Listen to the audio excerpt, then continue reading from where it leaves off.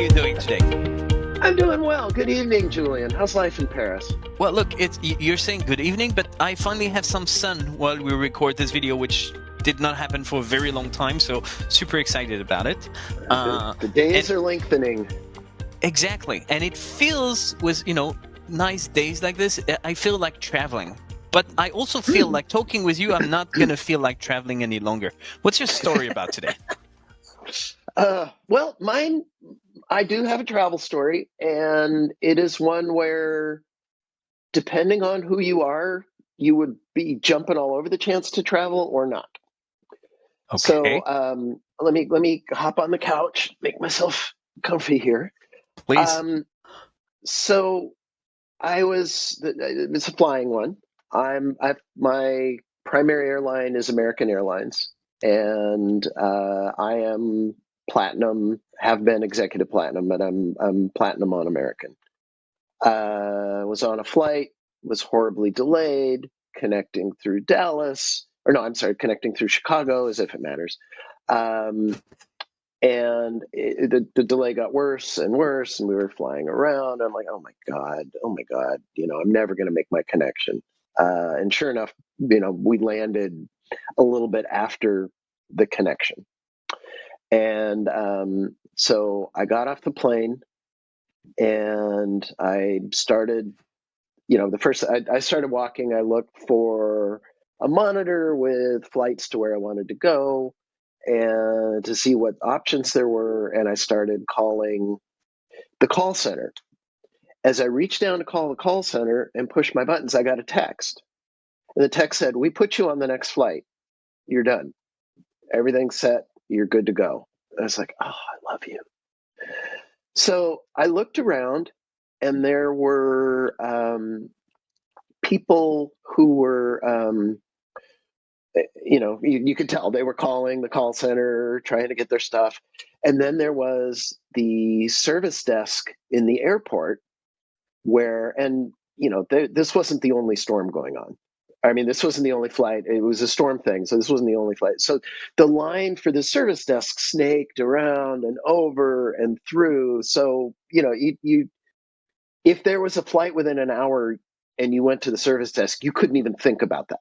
It was so overwhelmed that, and what struck me is the stratification of the service. As high status, I got amazing service. They anticipated, everything we've ever talked about to do right. It was all done, short of giving me an upgrade for no particular reason, which, there's no reason I would expect that. The guys who were calling probably had to wait quite a while. Again, if they had a little bit better status, they get further in the queue, they get better taken care of. And then the poor people who the only option they understood was to go to the customer service desk, which is what, when they get off the plane and they say, "What do I do?" They, "Oh, go stand in this line." That's what they would have been told to do. It was a cattle call. It was a nightmare. So it just really struck me, and I don't have an answer. I don't know a better way to do it, but it just really struck me how precious resources what the airlines have done is they have really said, okay, when it's a precious resource, my guys, they're going to get it. Other people, you go fight for the scraps. Good luck. See you later. And that's the whole story. It's a really simple, short story, but I think I think there's some things there to unpack. And I have mixed feeling about this. And first, I mean, one story out of two coming out of your mouth is about travel. So at some point, I'm going to have to share some travel stories with you. I have like 3 or 4 stories lined up for this week. I don't even know which one to pick. But one day I will tell you the story of me breaking my ankle in the Beijing airport. That's a great one to share. Back to your story. I have very mixed feeling about what you're saying. The first thing that comes to mind is it works pretty much like an insurance. Meaning, when you buy an insurance, you're going to pay probably not so much money on a daily, weekly, monthly, yearly basis, but at the end of your life, you probably paid a gigantic amount of money to your insurance. And for most people, this is, I don't know if that's the right word, but kind of a waste of money because you will never use it. You've been investing in something you're never going to get return on investment for. A friend of mine used to say, buying insurance is gambling, is betting that something bad's going to happen to you. And that is true in a way. But the day something bad happens to you, you're pretty happy that you do have an insurance. And that's the same thing with that airline that you booked. I never take business or first class. Never. I don't even think I flew first class a single time in my entire life. But what I know is I do feel like most of the time flying business is just way too expensive for just a little bit more comfort. But the day things go wrong, same concept as an insurance, now you finally get value for the money you've invested. So my first feedback, the positive one, if I may say, is, yeah, well, it does make sense. You've invested so much money for just slightly better drink and slightly more space in the plane. When something goes wrong, you do have priority. I understand it. And now that was not so much about business or not business class. That was about frequent travel on it. But at the end of the day, right, same thing. Same concept, yeah. The second feeling I have about this is airlines are still way behind.